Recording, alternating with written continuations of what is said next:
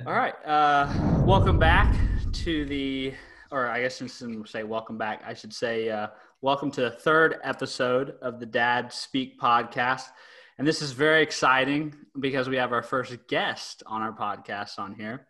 Jaxon, why don't you do the pass over to our guest here? Yep. So we have Tyler Overstreet on with us. Tyler went to high school with me and Stevan.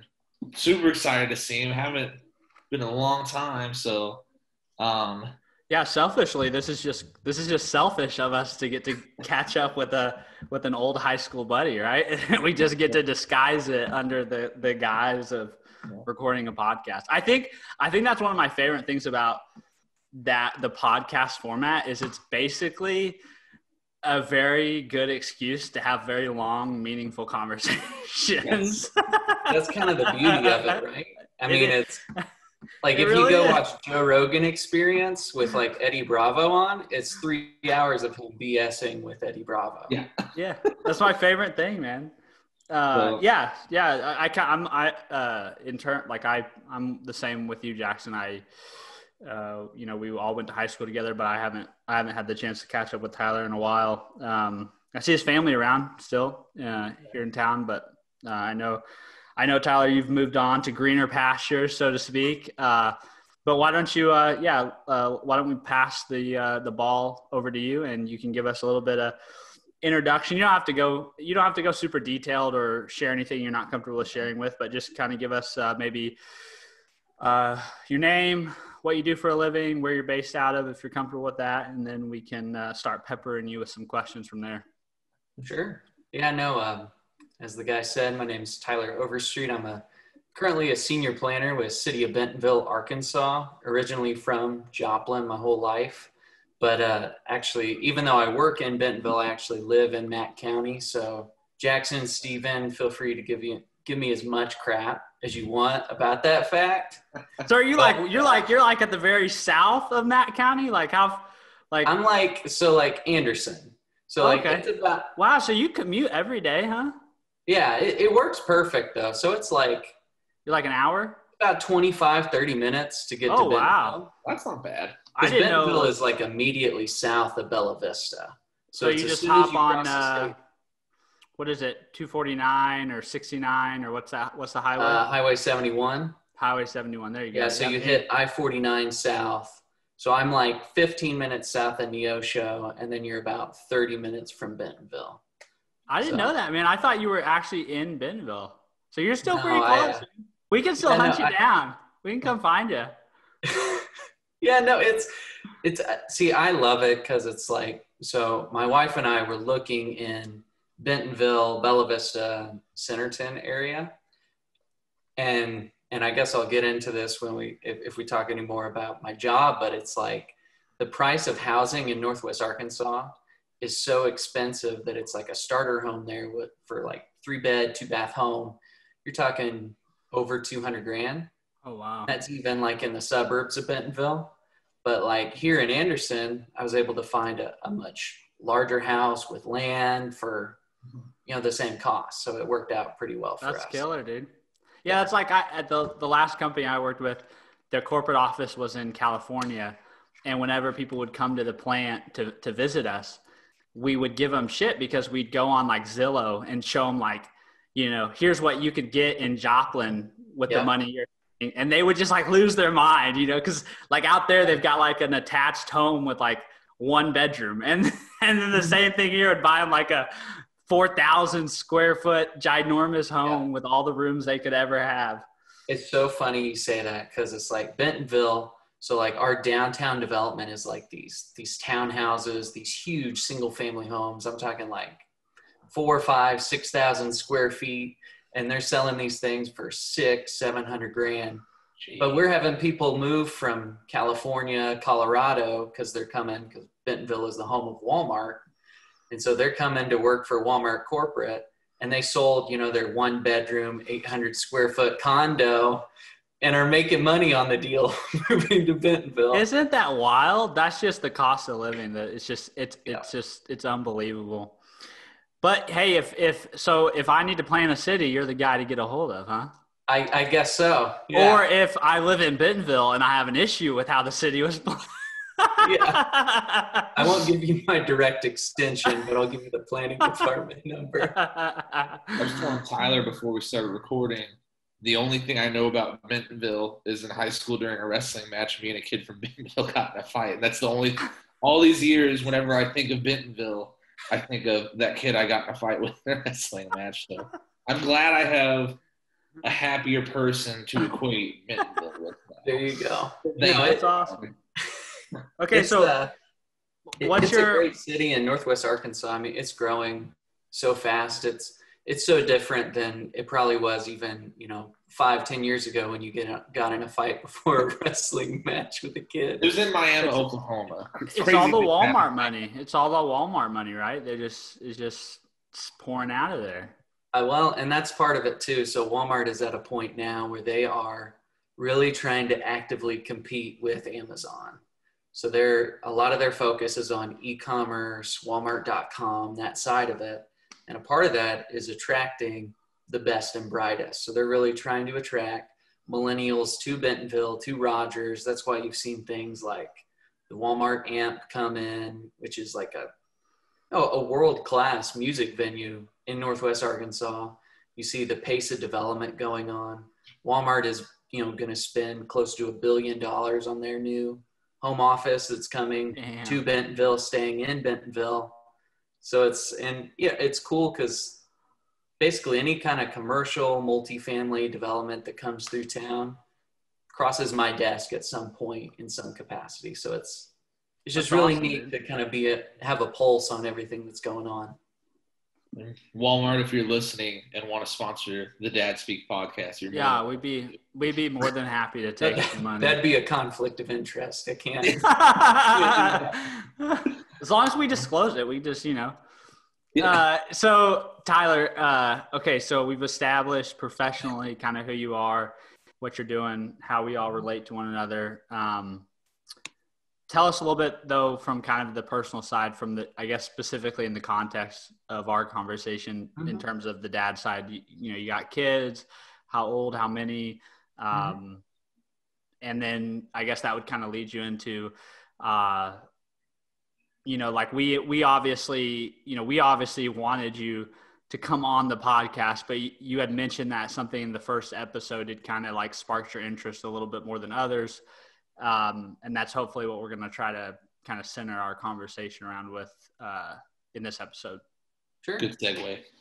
Absolutely. So I have three children, all girls. So there's Adeline, who's 6, Kaylin, who's 4, and Amelia, who is 6 months old. So it's a wide range of ages, personalities, one of which can't talk yet, but definitely has a personality. My youngest, Amelia.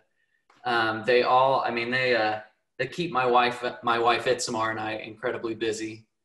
More so than I, we've kind of made the decision that, she's really kind of acting as the homemaker, and I'm out there working the career, but it's a balance and really makes us a really good team. And that's part of what caught my interest in the first podcast. I listened to y'all talking about the different roles within the household and how that can lead to stress, or how it can also really kind of make you stronger as a dad and as a couple. And that really caught my attention as an important point, and something made me excited and wanted to be a part of, even in a small capacity. And that, as dads, I don't feel like we always have the opportunity to talk with other dads about what it means to be a dad, the challenges, the struggles, the good parts and the bad.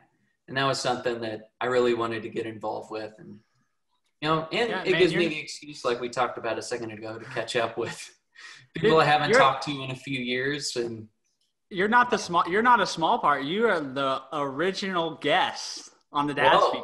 This may go down in history. You could be like the original guest on the Tim Ferriss show, right? Like that. This could be that. I don't know, but hey, we can dream. Yeah, that's awesome. So first of all, very selfishly, let me philosophize, or whatever that word is. Let me share with you my theory on number of children. Okay. So you got 3. So here's my theory. People who have 1 kid are like totally sane, reasonable, logical people. People that have 2 kids, they're starting to kind of like, they're kind of bordering on like, should maybe we medicate them or should we not medicate them?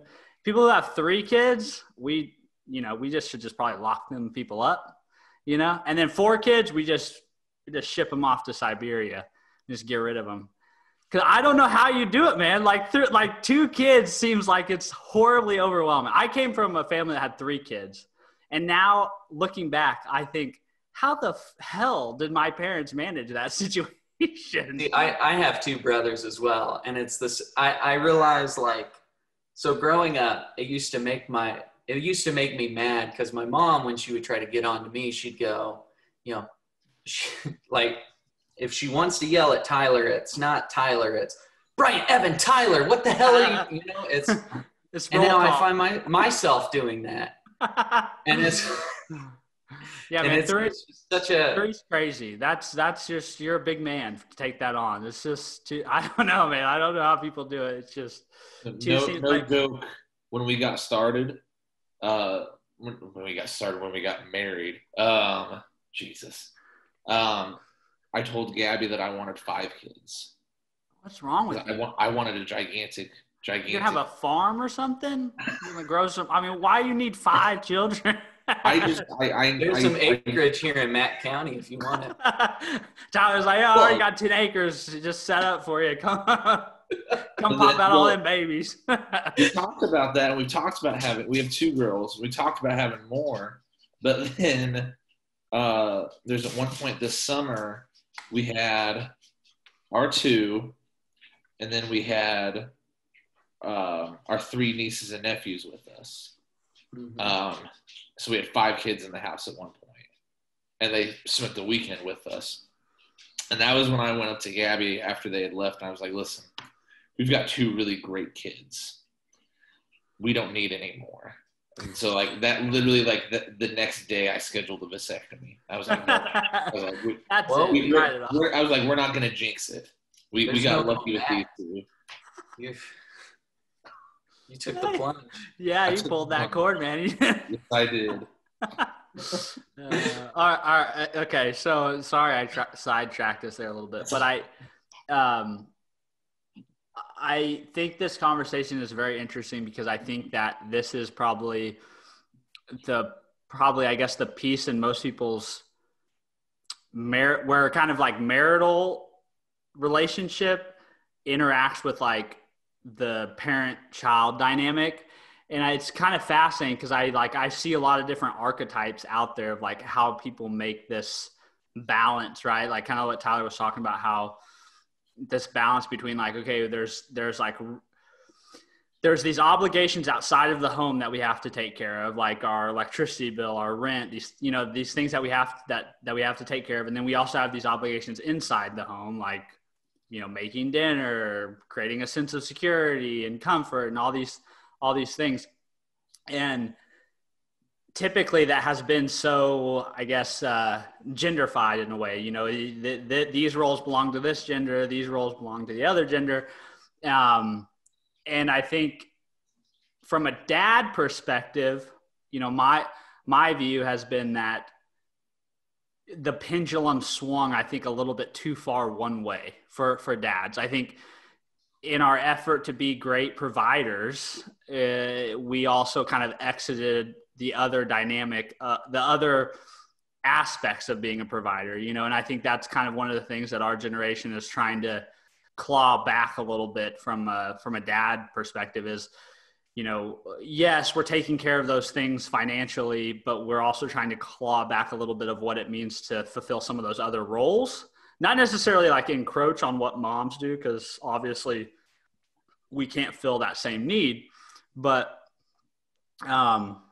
it's just very interesting to me to see what I perceive to be this huge gap of difference between like what our fathers were versus, we had great fathers, but just the style of parenting of that generation versus the style of parenting in this generation. And I think we kind of listed out some roles that dads play, and we can kind of go through this kind of from our own personal opinion on each of these roles and kind of share a little bit about how we think about them and how we approach them. So I think we'll let our guest go first. He can talk a little bit about kind of what he wants to talk about, and then we'll kind of spew off that and segue from there.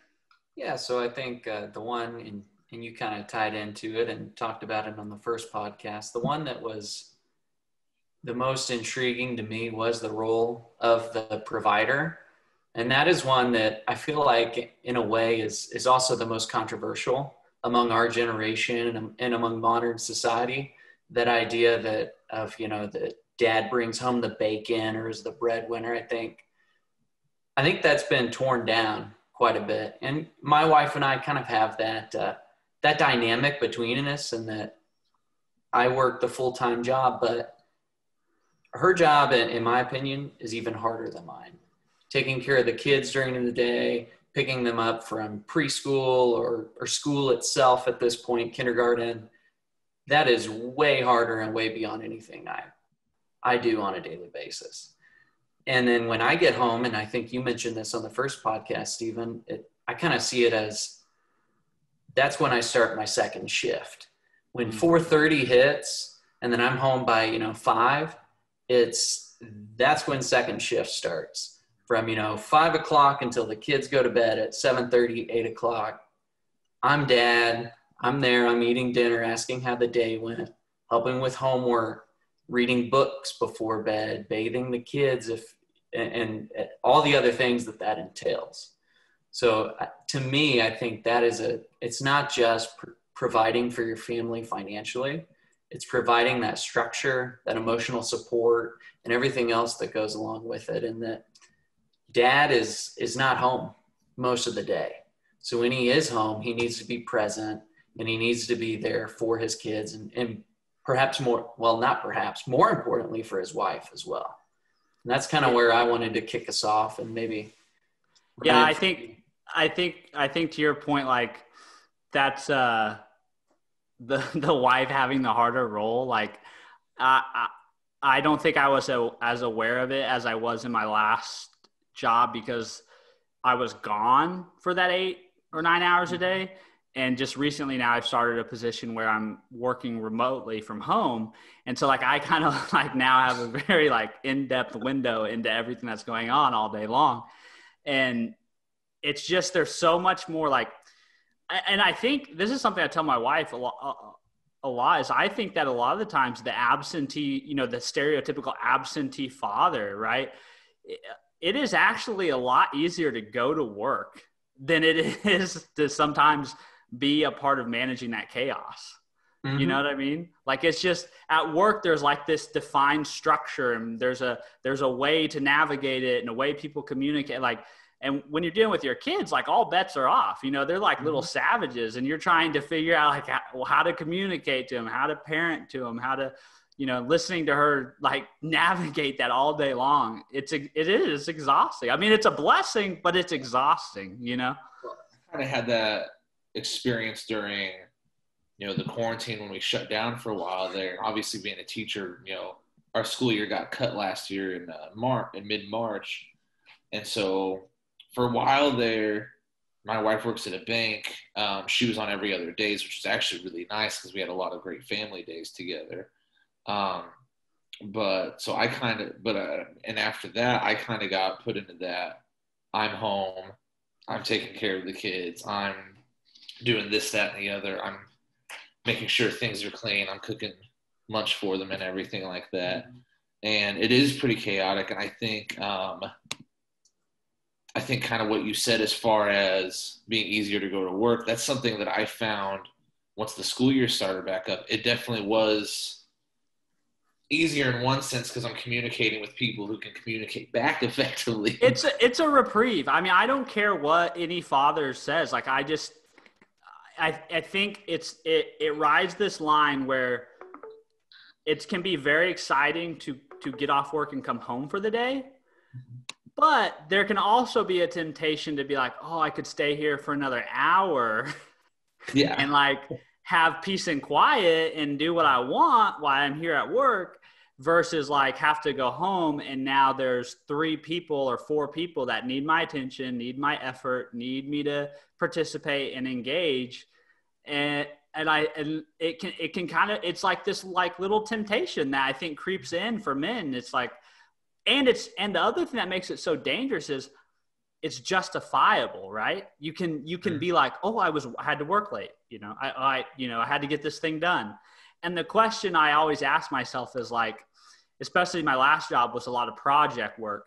So I was always like, does it really need to get done today? You know what I mean? Like can it wait till tomorrow? It's still going to be here in the morning. Like I'm not really going to make the amount of progress of work I'm going to make in an hour here is not really going to make that much difference, right, in my work, but it will make all the difference, at home to like be there at 5 o'clock or 5:30 and provide the relief, to my wife and be there for the kids. And I don't think I ever heard anybody articulate that to me, but I started to experience that in my own fatherhood, that creeping temptation of like, oh, it's 5 o'clock and things are winding down here and it's pretty quiet, I want to get in the car and drive home and deal with the craziness and the chaos, it's just depending on what your energy state is that day. But I totally agree with you, Tyler.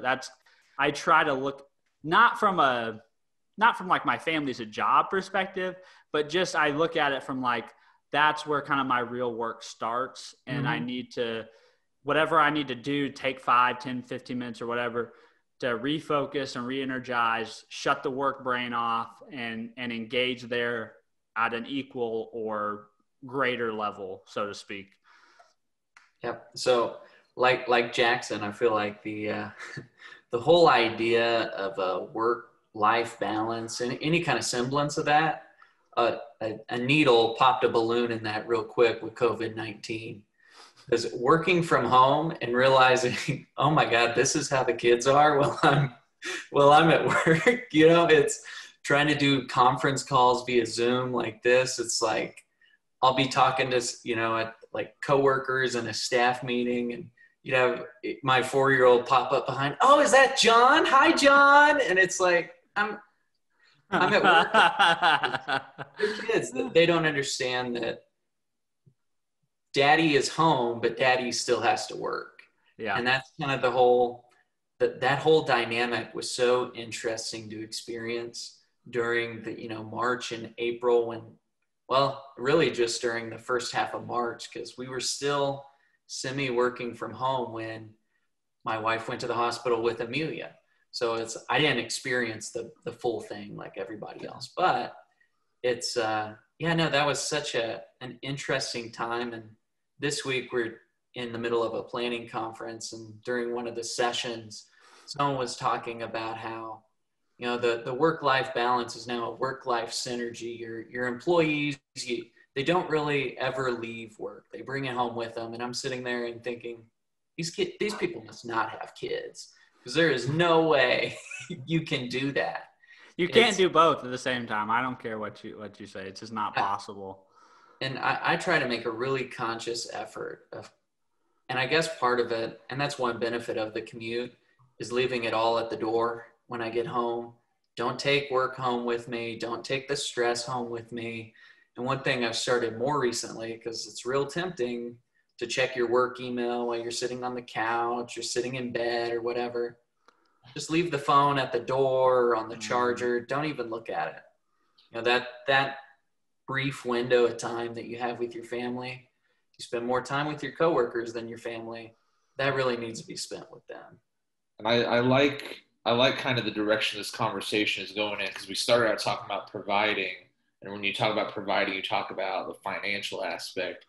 And one of the first questions I wrote down was, is providing just financial? And we've been talking more about like providing time and energy, which I love that.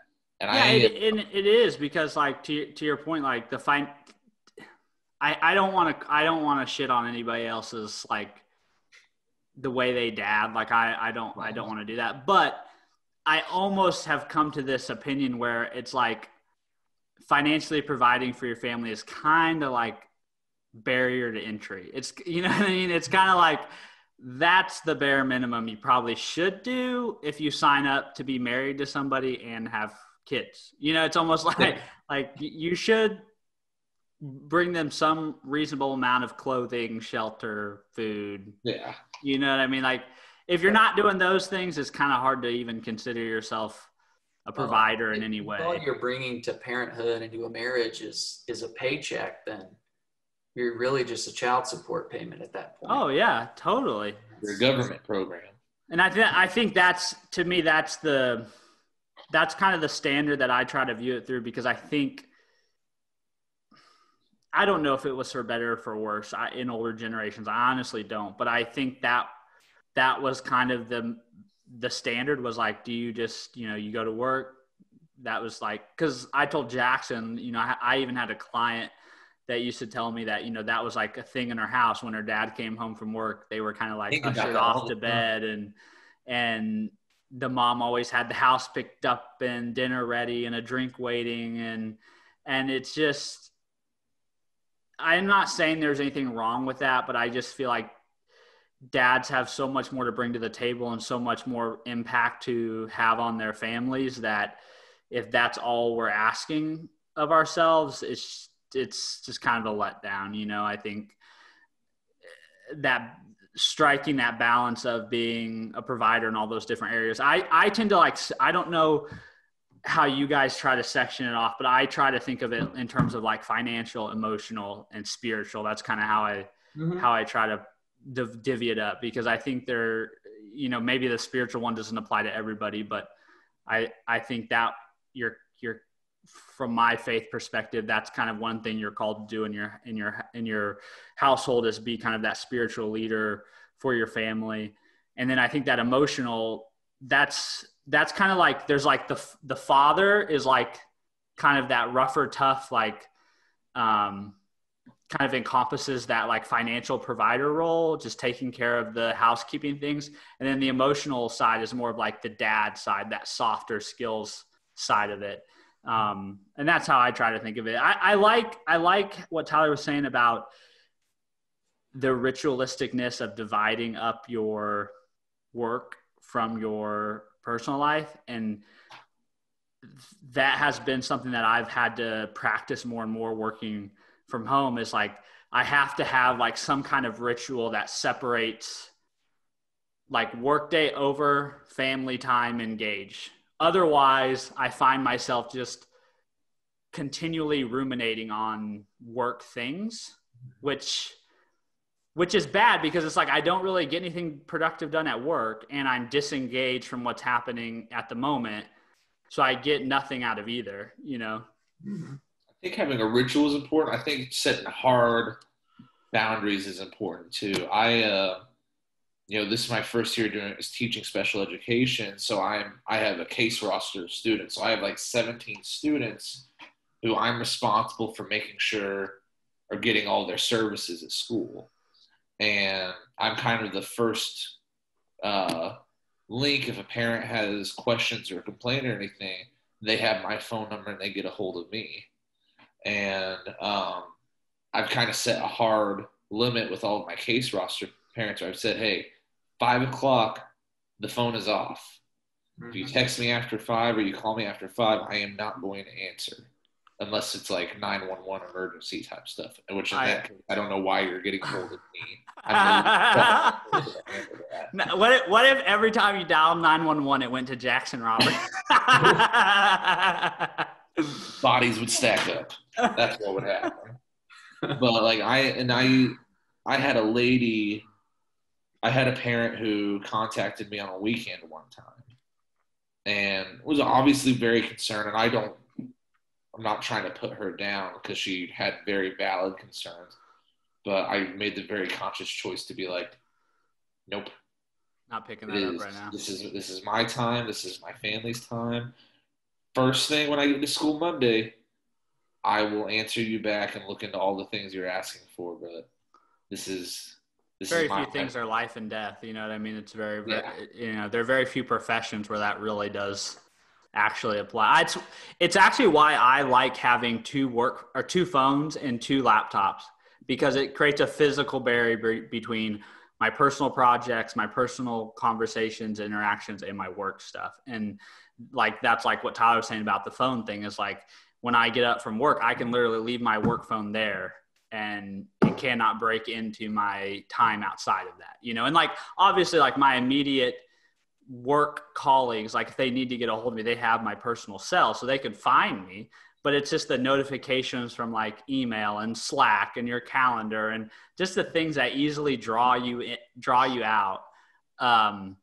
Whereas a lot of people are like, well, that's so inconvenient to have two devices and have to manage that. And yeah, it is a little bit more work, but it's well worth, to Jackson's point, it's well worth that hard boundary, hard rule. It's the same thing. Like that's why like all the stuff I do with people like this, projects like this, it's always like, well, I can do it at like 8:30 at night because I've set that like hard rule. Like if the kids are up, I'm not trying to do other things, you know, it's too hard. It's too difficult. And both suffer in the process. Yeah. Well, I feel like we're both very regimented people like that. And in some ways it's one of my greatest strengths, but also my greatest weakness. And that I am regimented, ritualistic, and in some ways almost obsessive when it comes to organization. And it's like, for instance, I recently started doing like woodworking within the past 2 years. Before I build a project or do anything or buy a new tool, whatever, I have to know everything about that little thing. That's just kind of who I am as a person. So then similarly, when it comes to like that work-life balance, I have to give myself a hard and fast, no, you're not going to have the phone. You can't have that anywhere near you. Otherwise, I know it's always going to be calling my name. I'm going to think something's going to pop into my head and then you're Googling it, trying to learn everything about it. So that's just but it also, I feel like in some ways being that way, being kind of that regimented in your daily duties, having those checklists and limiting yourself to that 8 to 5, 8 to 4:30, whatever it might be, it actually makes you more productive during the day. And that I know I have this limited time window to get this done. It's going to get done. So I think modeling being a regimented, organized, productive person is probably the best thing you can model to your kid. I don't think that'd be a detriment at all. It is. And like my wife laughs. She finds it one of the most hilarious things because I would relate to you, Tyler, on that level. But in having kids, it really forces you to stretch outside of that, you know, because kids don't give a shit about your routine. No. They don't care about any of your, like, everything has a place and everything needs to be in its place, right? And so my wife, she can just see it on my face when like I'm struggling because I'm like, the schedule, the routine, the whatever the thing is that I need to be just the way it is. And it's just, it's one of those things where it's like, it's good to play to your natural strengths, right? It's awesome. You know, like I find myself to be very introverted, but it's also good to be able to stretch that other side of the spectrum, you know, and to build a little bit of comfort with those other things, you know, get a little bit of comfort with chaos and disorder. And, you know, as much as you try to lean the other way, it's good to kind of inoculate yourself. Like I feel like doing personal training was one of the best things I ever did for my personality because it forced me to develop a lot of extrovertedness that I can kind of call upon whenever I need to, even though like I still wholeheartedly default into introverted tendencies. It's just, I don't know. I mean, it's like it's another one of those things where it's like being a dad makes you a better person, a more rounded person. I think that's good advice. I'll start scheduling 30 minutes of chaos every day and run with it. Yeah, that was probably my approach when we first had our kids. And I just like, well, you know what? Here was my, you know, you make a joke about that, but on my calendar from 5:30 to 8, it says family time. So that was basically my solution was like schedule in the chaos. Right. Monday through Friday at 5:30, the chaos begins, and at 8 it goes to bed. All right, so keeping things rolling here. We talked about being a provider. I love that we talked more about providing time and energy than just the financial. That was like the most perfect way. That's something I'm probably going to reflect quite a bit on the next couple of days.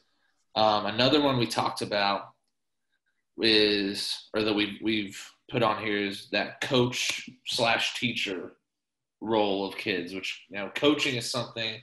But you're a little biased, don't you think, on that one? I am incredibly biased. I'll tell you, I wrote down on here a saying that my parents had, that the coach or the teacher is always right, even when they're wrong. Now, here's the bullshit there, is because my mom was my principal for a while, and my dad was my baseball coach. That's a completely self-serving quote. So, but in the moment, you didn't realize that, huh? Oh no, I very much realized it. I was like, well, that seems a little unfair. I feel like you're making this up, guys. But and now you get to carry on that legacy. You can tell your kids, absolutely, teacher is always right, guys. But in all seriousness, though, my parents did walk that walk and talk that talk. There was, and obviously without naming names, I remember one time ever, my dad was a baseball coach growing up. One time ever where he mentioned to me disagreeing with a coach that I had. And I was shocked. He never did it after that. And he had never done it before that. He had one time. You mean Coach Harriman was never wrong about nothing? Well, I quit baseball before I had that. I quit baseball. I was not talented enough to go on to pass the freshman team where everyone made the team. Dude, no joke. He's my boss now. He's actually a really great boss too. If you're listening, Kirk Harriman, you are a great principal. He really is. I'd say that if he was here too. But to my mom growing up being a teacher, I remember there was one time she ever took my side against the teacher.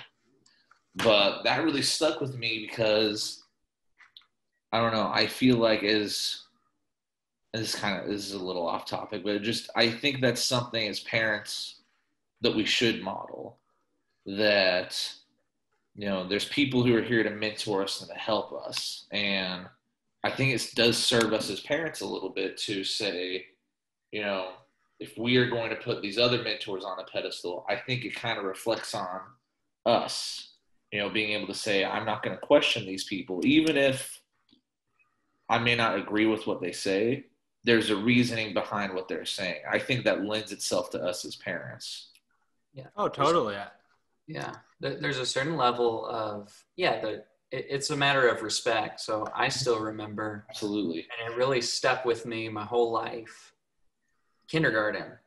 I stayed out too late for recess. So they would have the kindergartners come out first, second, third, fourth. Anyway, I was still out at recess playing soccer with the fifth graders. So I probably stayed at recess for a solid 3 hours. And so I get back to the classroom and the kindergarten teacher thinks I died, or I'm not sure what was going through her head, because she just started screaming at me, laying into me. And I remember I went straight to my desk, laid my head down and cried. And then I guess my mom found out about it somehow through the grapevine, because the next day we're on the ride to school. She walks me into the school, makes me walk up to my kindergarten teacher, Mrs. Miss Higdon, and made me apologize to her face in front of the whole class. It was the most humiliating thing I've probably ever done in my life, still to this point. But it stuck with me my whole life. And I never got in trouble ever again in school, anything. And I think it all ties back to that one seminal moment when I was 5 years old. Yeah.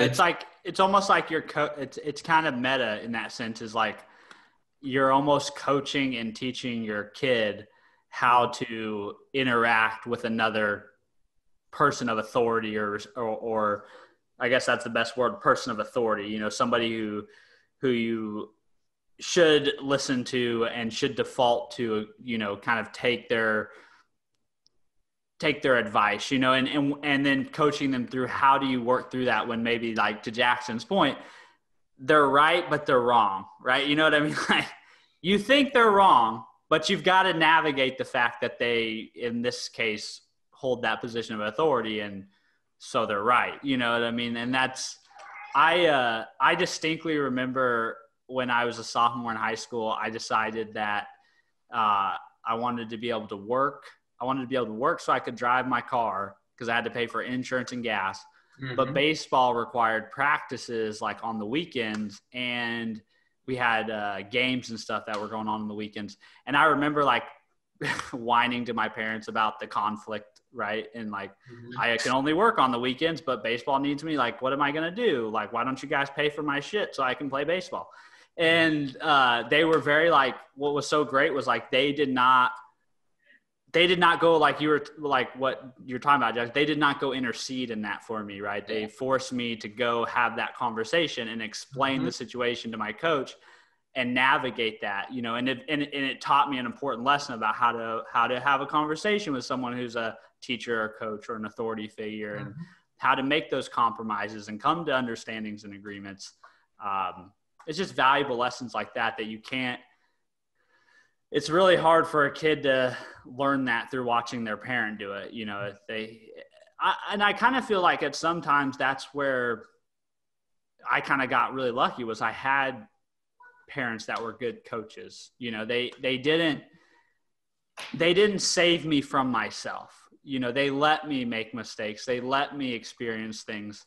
And that's kind of like the hardest thing to do, I guess, really as a parent, right? But that's where a lot of the growth comes from for your kids is in those moments. And that like, I guess rewinding to the whole start of this topic is, you know, that's a role that we play as well as parents, is like as a teacher and as a coach. And that's where like, I think that's where like parents, that's kind of where the shift is, I guess. Parents kind of tend to be more of that illustrative, that very hands-on interaction with your kids. Whereas the coaching and the teaching is much more before the thing happens and after the thing happens, right? Yeah. Like you're giving advice, then they go do, and then you're providing feedback on like what they did and how maybe it could be better or not, you know? Absolutely. I can't tell you how many times I've had the conversation with my 7-year-old. Well, why'd you do that? Well, I don't know. Well, you're not going to do that again now, are you? No. So, and kind of the reason I wanted to bring this topic up, because especially with all the COVID stuff, I think everybody very much had to come around to that teaching, coaching role, because coaching it was traditionally a big part of being a dad. Not always, but most of the time. That's kind of this almost stereotypical role. You see the dad coaching the little league team, which there's nothing wrong with that at all. My dad did. that was Doug Roberts. Yeah, you're trying to at Doug Roberts on this podcast, aren't you? Shout out Doug Roberts. He has no social media. But with all the COVID stuff, I really got a new experience trying to teach my 7-year-old at home, trying to do first grade lessons and stuff like that. Because I teach, but I've always taught middle school and high school. So, I mean, kind of wondering if you guys, I know, Steven, your kids are a little younger, but as far as like being home and having to take on that role, how was that for you guys? I think you go first, Tyler. No, you go. Do it, man. You're the guest. Yes. Rock and roll. It definitely gave myself and my wife, I think, a newfound respect for what teachers do. day in and day out. I remember talking with coworkers and thinking to myself, all right, what's going to happen if the school shut down and then we're all working from home, and then you're having to balance a full-time job, which has its own set of responsibilities, and try to be a full-time teacher all at the same time. And we experienced a little bit of that, sending our oldest through summer school this summer, right before she came into kindergarten, and kind of got her prepped. And even that, you know, it required a level of commitment that I don't know that, you know, my wife did a fantastic job keeping up with all of it. I helped where I could, but it really did. I just couldn't fathom how I was possibly going to do that, plus all the other responsibilities. It gives you kind of a respect for that third parent in a way, who is the teacher. I mean, that's who they're with, you know, 6, 7, 8 hours a day typically. So thank you, Jaxon, for your service in that way. Jaxon, I'm not saluting your ass, okay? So just I would not either. sit down. Tyler's objectively wrong. No, I speak from a big place of privilege, in the sense that, you know, Kelsey stays at home. So we kind of have that dynamic, kind of like Tyler was talking about, where Kelsey is very much takes the lead in terms of the logistics of our household during the week. You know, she makes the kids breakfast, gets them up for the day, make sure that schedules doctors, all that logistical stuff. So it kind of fell on her, you know, just by default, to lead the way with the homeschooling, so to speak. Cal's 4, so he should have been starting preschool. Should have been in his pre-K would have been his 1 year pre-K, and then he would have been into school. And we ultimately made the decision not to send him to that year of pre-K, just because we just felt like it was an environment we couldn't control. And on top of that, I have some clients of ours that have homeschooled 4 of their children, and just done a wonderful job of it. So we kind of leaned pretty heavily on them for recommendations. And, you know, it's something to be said about having a network of parents like that. You know, like, I almost think of it's almost like we should all have like a board of directors for our life, right? And these are people that sit atop our life, so to speak, and we turn to for advice, and can kind of like, we can present our situation to them and they can provide feedback based on their experience. And we were lucky to have that. And so when we told them that we were kind of contemplating this idea of doing sort of a homeschool pre-K year instead of sending them, they were like, yeah, go for it. Here's a curriculum. This is what we use. This will be our recommendation. And so, you know, we spent a couple $100 to get some curriculum materials and things like that. And Kelsey's taking the lead. You know, every day they have a lesson, and they do about 15 minutes a couple times during the day. And so, like, yeah, it's a newfound respect for what teachers do all day with 30 children, or even 15 children or 10 children, just captivating one little one's attention for even 15 minutes is difficult. But it has been very empowering also. Like, on the flip side is to have a say in your child's education and be able to tailor the curriculum or tailor the lesson. You know, like my son right now is very motivated by video games. And so, like, reading and spelling and recognizing the letters, he plays Minecraft a lot. So, and he likes to like tag things. He likes to like title stuff. And so that's been very motivating. He's like, takes what he's learning, you know, and he's applying it there. And it's very energizing for him, because he's like, I can spell my name on this now, you know, and he'll be like, oh, look, you know, I put my name on this bed, or I put my name on this block or whatever, which is cool. Like, it's just, for everything the public education system is, there are limitations, right? Like that, it's just the nature of the beast. There's so many kids, and it has to be somewhat efficient, and you can't go down every side road for every child. It's just not feasible, you know. But when you have an N=1 type setting, you know, we can. Everything can be explored in every avenue. So, it's been a blessing, but to Tyler's point, I don't know how we would execute that same thing if both of us are working. Yeah. For parents that are out there who both are working 8 hours a day, I mean, yeah, you could come home and do the lesson and that kind of thing, but still, man, you got like 3 hours between work and bedtime for most people. And the kids don't have the same level of motivation if you're not starting the lessons until 5:00 at night. They're already ready to unwind. They're not ready to sit down and be focused and ready to learn. Yeah, so I don't know. I don't know how people do it, and I applaud those who are trying to make it work.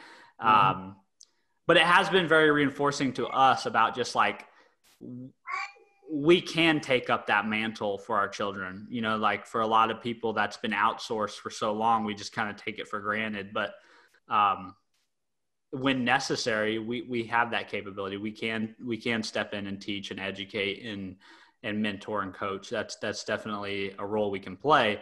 And we shouldn't be afraid, I guess, to step into it when necessary. Yeah.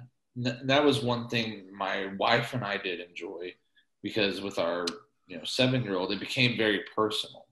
So like one aspect is like she's really into animals and she like loves snakes and bugs and lizards and stuff. The very anti-girl nature of her. And so we were watching like lots of the Cincinnati Zoo does like home safaris where like they do like 10-minute videos on one of their animals and like how to feed them and stuff like that. And so that's how like we would start lessons. So we kind of loved that aspect. It definitely gave me, it's great at showing you strengths and weaknesses in yourself and in a partner, because, even though it's my profession is teaching, very much showed that being a middle school and high school teacher was my avenue, because I had to flex the patience muscle quite a bit, and I was not always successful with that. And especially with, it's your child, and the way they behave around you is incredibly different from how they behave around a teacher. Where I had several times where my daughter, she'd get frustrated with reading, and I'd get frustrated sometimes because she would just be guessing words and looking at me, and I'm just like, no, you need to read the words. And I'd just be like, and she would kind of start tearing up a little bit. I'd be like, why are you crying? Would you cry if you were with your teacher right now? No. Why are you crying with me? It's the most bizarre thing, isn't it? We witnessed that really for the first time with Cal. We put him in, the city had like all these small little kickers, little hitters, we had him in all of those things, soccer, baseball, football. And it was just because you're so worried, like, how's my kid going to react to this other adult and blah, blah, blah. And it's just wild how resilient they are when they're interacting with someone who is not their parent. You know what I mean? Like the minute the parent leaves the situation, they're just so much more resilient. I don't know. It's just that context of feeling like they have somebody that they can like, I guess that context of they can be really vulnerable and really kind of stripped bare in front of you, versus when they're in that dynamic where you're not around, they tend to kind of rely on themselves more and not be so dependent. It's like a whole different kid, Yeah. And you see that even sometimes with the different parents. And that was something that I saw when my wife, when she was doing every other day at the bank, she'd be home, and my wife, we complement each other perfectly, because my wife, I will not argue with you about anything, but my wife is very much like, no BS. If you're trying to shortchange us, we're going to get to the bottom of this. And, which is absolutely needed for me. I think that's such an interesting point, because it's something you brought up earlier about realizing those differences between you and your spouse in regard to teaching and coaching. And I think that's something COVID didn't just help me realize that. That's something I think I've known for a while, and my wife would be the first to tell you. I'm a bit of a softie when it comes to the kids. They're like my one weak point, where she is more, to default to a sport analogy, you hear about coaching a kid hard. I mean, she is tough love. She will tell you, you know, and like, for instance, we were learning the alphabet earlier. She's been teaching the children the alphabet, and it's, no, you got it wrong, redo it, do it right this next time. And it's like, oh God, shouldn't we like, and I'm sitting here like, oh, shouldn't we like encourage them a little bit? And it's like, no, they need to learn to encourage themselves. And it's like, yeah, no, you're probably right. But we talked about Jaxon. We talked about earlier that in the very first podcast, we were talking about how with like girls, you were too delicate. Like you started off like way too delicate with all of them. That's something I read is psychologically with men who have daughters, they always kind of view them as like, that's my little girl. And my wife is like, nope, that's not what we're doing. Well, they just to talk like I don't know what it is about kids, but they break something in you. That's, I mean, it's broken in a good way, right? It's just not broken in the sense that you're less than anymore, but it's like something deep inside of you that you've never felt at a certain level before, and it's like, and it like all comes out, you know. And my wife's like the same way. She's way more the hard ass with the children than I am. I tend to lose my patience a lot more than she does, and that's kind of when like the angry dad moments happen. But she's way more stern probably than I probably do give in and am too soft. And I don't know. I guess it's just for men, like we err on the side with kids like that because I think we're, you know, we don't want to come off as being aggressive or domineering, you know, whatever those negative connotations are. I think it's because you are a male, and in Jackson and I's case, because we have little girls, there's that potential you could scare the daylights out of them. Like, I mean, if dad raises his voice, it is a big deal. It was the same way, you know, when I was growing up. When dad would put his foot down, when he would raise his voice, when he would get mad, it's like, oh shit, what did we do? Yeah, it's way more intense. And I don't do it very often, but yeah, when I do it was the other day when I did get stern with the kids, it's like they straightened up, like it took them by surprise. Yeah, it was whenever we were teaching at home, I had one day where I was having so much trouble and getting so frustrated. We had one book that was like 30 pages, and I didn't react the right way, but I was like, damn it, we are going to read all 30 pages of this book because we've been reading these 10 pages all morning, and I don't like the way we're going about this. Whereas my wife is just no BS. She was able to, every time she was home and she had one of the lessons, boom, we're getting it done. We're flying through. There's no crying. You're not going to act like the way you act like that with dad. Yeah, they just know she's going to cajole them less, right? So they're just like, why even bother? Yeah. Totally. Yeah. Definitely things to go for. I will. So I want to, before I hop off to the role I kind of want to talk about a little bit before we wrap up, I want to make note of one thing you got on here about the importance of athletic activities for kids. And this may use up all the time we have left, but so there's a great, I don't know, it's not really a TED Talk, but there's a great video out there called The Last Lecture by Randy Pausch. And he was a professor at Carnegie Mellon of like computer graphics and virtual reality and stuff. And he died of a particular kind of cancer. But one of the things they do at Carnegie Mellon whenever a professor retires is they give this last lecture series. And he wasn't retiring, but he was, you know, going to pass away.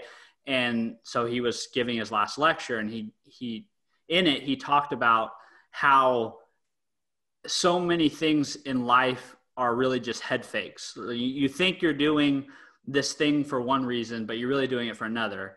And that's kind of how I have viewed athletic activities as an adult, looking back at kind of my childhood and teenage years and playing all the sports that we did. was like this. We thought we were doing it because like football was great and it was going to lead to all these things. But the real reason we were doing it was like building all these life skills, right? Like overcoming adversity, working as a team, dealing with authority figures, navigating the political situation of all those different things. And so that's just one thing, like for my kids that I really want. I'm not sure where I stand on if athletics are the only way to accomplish that, but they're just like the perfect cosm for it, because it's this very structured thing that has very low real world consequences, but you can learn a lot through it, through the consequences of it, versus waiting until your kids are like out in the real world where the consequences are really serious. Like your lack of ability to respond to adversity when you're 21 years old, starting your first job, or you're 20, however old you are, the consequences of that are very dire, versus like being a 10-year-old kid, having to go up against somebody on the football field, or, go up against a pitcher that you've struck out against time and time again or something. That's one of the things that I'm hoping my kids get out of the activities we put them in. I'm not sure what all that's going to be. I'm not sure how strict or enforcing we are going to be about them actually participating, because I don't want to push them into things that they don't enjoy. But I want them to have those head fakes. Like I want them to experience that, because I think a lot of the life skills, a lot of the traits I have, I can attribute to those experiences. And I agree wholeheartedly with almost everything you said, man. And especially if we look at what sports are, even on from level of like Pee Wee football, NFL, and everything in between, sports in themselves are micro dramas and metaphors for human potential. That in and of itself, that's why people don't love, watching baseball, because, I just love watching the game. No, it's because you see, oh my gosh, I never thought someone could catch a ball that was hit that far. Oh my gosh, this team came back and won 3 games in a row to get out of the series. Shout out Oakland A's. They're down to 2-1 right now. But but if you look at, that's what sports are anyway. I think it's so important to get kids started in that young, and that's not the only way to learn those things. But I think it certainly helps. And speaking of what you were talking about as far as not wanting to push them, my wife and I have had that conversation before, where and we've always said, if our daughters just want to be pretty pink princesses, or just work on computers and that's it, or whatever they want to do, we're fine with that. If they want to do every single athletic event, we're fine with that. But having the expectation that, okay, if you're doing this, then you're going all out in it, and not to be like, we're that ultra authoritative. Why didn't you do this instead of this? That's the thing that I'm still trying to work through. Like, it's one of the biggest questions I think for me as we move into this next stage of parenthood with kids and stuff, young kids, is like striking that. Because I agree, like I want them to chase the things they're passionate about, right? But I also feel very passionate about them having those experiences and learning those life skills and things. And I can't, because I haven't had other experiences and other stuff. It's hard for me to understand how maybe you draw that same stuff out of other activities, and I think part of it is sports really are, in a way, a microcosm of the real world, and that you're going to face challenges. You're going to go up against someone who might be more athletic than you are, bigger than you are, smarter than you are. Just like how you may have to interview for a job against someone who has more qualifications than you do. You may have a boss who's a real jerk, like how you may have a coach who's a real jerk, and you have to figure out how to navigate all those things. And I think that's something, especially when they're young, when they're 5, 6, 7, kind of like what you've done with your sons, Stevan, the more you can get them involved in as many sports or activities as possible when the barrier to entry is so low, and none of the kids have any idea what they're doing. Yeah, they exactly. And that's the beauty. That's the beauty of it, they right? can find what they want to do. Exactly. Yeah. And that's to me that's kind of the real beauty of it, is that they can find their own passions. And a part of it too, I think, is they can find their own self-confidence too. I mean, I remember when I was a kid watching the Chiefs on Sundays or Alabama on Saturdays, watching them, football games all Saturday, Sunday, and thinking to myself, I could do that one day, as a 7-8-year-old kid, even though, I mean, let's in reality, zero chance of that actually happening. But as a kid and coming up through middle school, high school, I always thought maybe. And so that was kind of what drove me. It gives you a vision. Try as hard as I can. Not only, and then once you get into high school, it's not just for yourself, it's for your town, for your parents, for your school. And I don't know, there's just a certain level of self-confidence and pride that comes with it. How now, like in my professional life, I feel like I'm representing the city of Bentonville in everything that I do, because even though I only work, an 8 to 5, 24/7, I'm a municipal employee.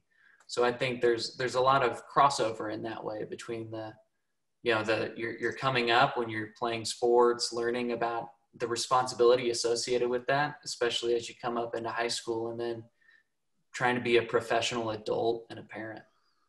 Well, it creates a level of connection with your kids as well. You were talking about watching, football on Sundays and stuff like that. It's one of the things we talk about on here quite a bit is finding the little moments to connect with your kids. And sports is or any extracurricular for that matter, is a great way to do it. To branch off from sports, I love listening to Terry Crews talking about building his own gaming console with his son. Because he was like, my dad was never interested in what I wanted to do growing up. So my son wanted to talk about building a console. He goes, so I learned about how to do it, and we did it together. And he goes, I'll never forget that. But, with my dad, it was definitely baseball. We have so many great memories together. It's like, it's a whole nother connection. It's like, I'll never forget in 2004 getting to go to the NLCS with my dad. We got to see Jim Edmonds walk off home run, and I will never forget it as long as I live. My dad, who, I mean, if you guys have met my dad, is like a very stoic guy. And he's a wonderful man, but doesn't show very much what's happening on his face. Yeah. But when that happened, we were both jumping and screaming and laughing and hugging each other. He looked like he was 12 years old. And if you see my dad, he does not look like he's 12 now. I still remember every Sunday my dad pondering to himself, how's Trent Green going to screw it up this Sunday for us? and he never failed. Now you're down by 20 points in the first half, and it's like, all right, Patrick Mahomes, he's going to pull it out for us. Back in my day, we'd be up by 20 in the first half and find a way to lose by 10. So it's those little connections that make it all. So yeah, I love that, man. All right, well, I feel like that's a good off point. Yeah, I was gonna say we'll have to circle back on this one, because we can actually make that probably a whole episode, but the importance of like being not necessarily like being a friend, but being a playmate, with your kid. And that's kind of where I was going. But I guess in the name of time and making sure we all have a little bit of our evening left after this. I might have jumped in on that. I'm sorry, Steven. No, it's good. It's good. We have good conversations. Is a little wrap up here. So I guess the first thing I'll say is, Tyler, thanks for coming on and dealing with our chaotic informal podcast here format. We appreciate that. We appreciate you sharing. I know that's, something like this, it goes public, it goes out there, and not everybody is willing to do that, or is comfortable with doing that. So it's very much appreciated. I like myself talk, so. That's probably what people think of me. We'll have you back to talk about all the rest of these. Yeah. Definitely bring you back. I think that's what me and Jaxon probably are the most passionate about. We like talking to each other. We enjoy that and the sounds of our voice, but we're probably most passionate about trying to use this as a way to leverage creating some kind of network or community of dads and fathers and parents that are kind of at different stages maybe of the journey, but all kind of interested in supporting people that in that journey.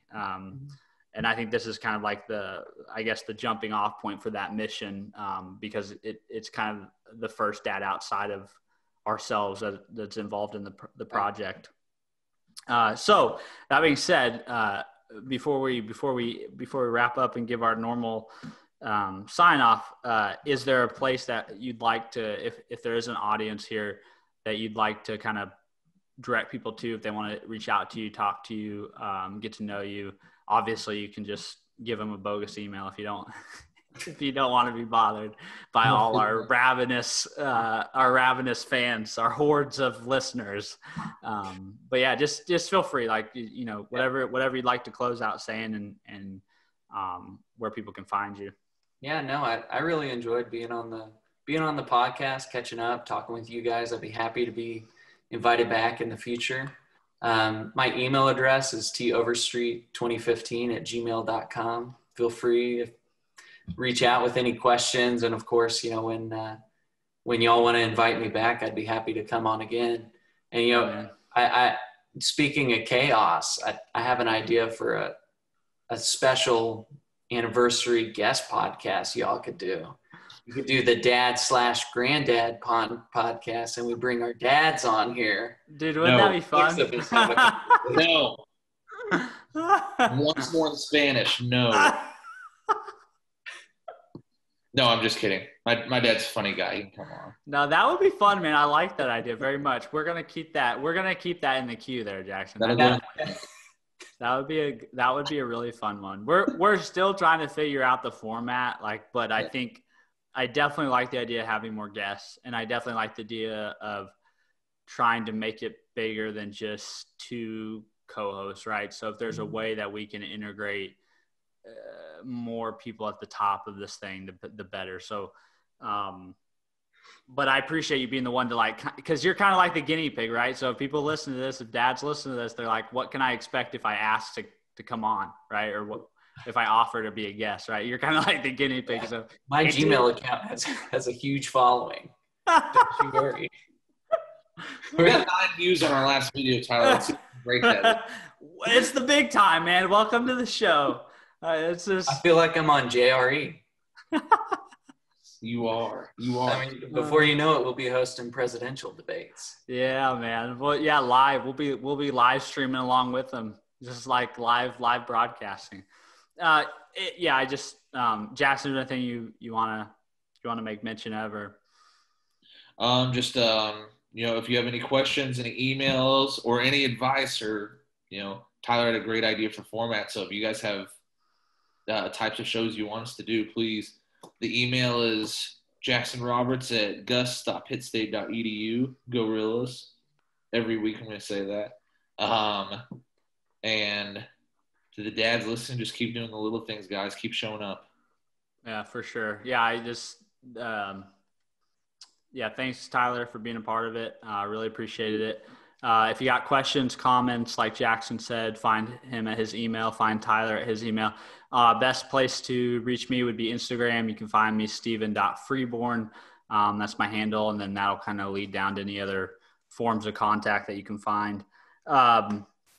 And then, just like Jaxon said, I think if you're a listener, if you're someone out there who's kind of picking up what we're sharing, really appreciate you taking the time. And we just want to keep encouraging other dads and fathers out there to whatever the best version of their dad life looks like. That's what we want to support and encourage. So absolutely. Thank you very much, gentlemen. This was a lot of fun.